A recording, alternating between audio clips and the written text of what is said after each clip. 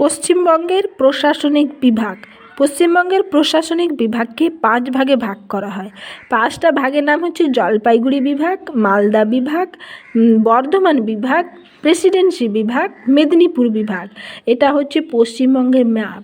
এই পশ্চিমবঙ্গের ম্যাপের মধ্যে প্রশাসনিক বিভাগগুলো কোন কোনগুলো সেটাই দেখে নাও ভালো করে।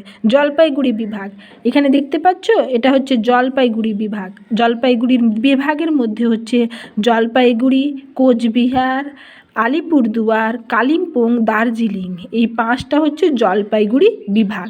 জলপাইগুড়ি বিভাগের পরে মালদা বিভাগ। মালদা বিভাগের মধ্যে পড়ছে মালদা, উত্তর দিনাজপুর, দক্ষিণ দিনাজপুর, মুর্শিদাবাদ, এই 4টা হচ্ছে মালদা বিভাগ। মালদা বিভাগের পরে আসছে বর্ধমান বিভাগ। বর্ধমান বিভাগের মধ্যে কি কি পড়ছে? পূর্ব বর্ধমান, পশ্চিম বর্ধমান, হুগলি আর বীরভূম, এই 4টা পড়ছে বর্ধমান বিভাগ। বর্ধমান বিভাগের পরে আসছি আমরা প্রেসিডেন্সি বিভাগ। এটা হচ্ছে প্রেসিডেন্সি বিভাগ।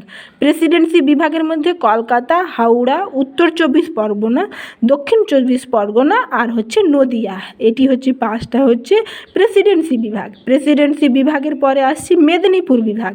মেদিনীপুর বিভাগের মধ্যে পড়ছে একটা হচ্ছে পূর্ব মেদিনীপুর, পশ্চিম মেদিনীপুর, ঝাড়গ্রাম, বাঁকুড়া আর পুরুলিয়া, এটি হচ্ছে 5টা পশ্চিমবঙ্গের প্রশাসনিক বিভাগ।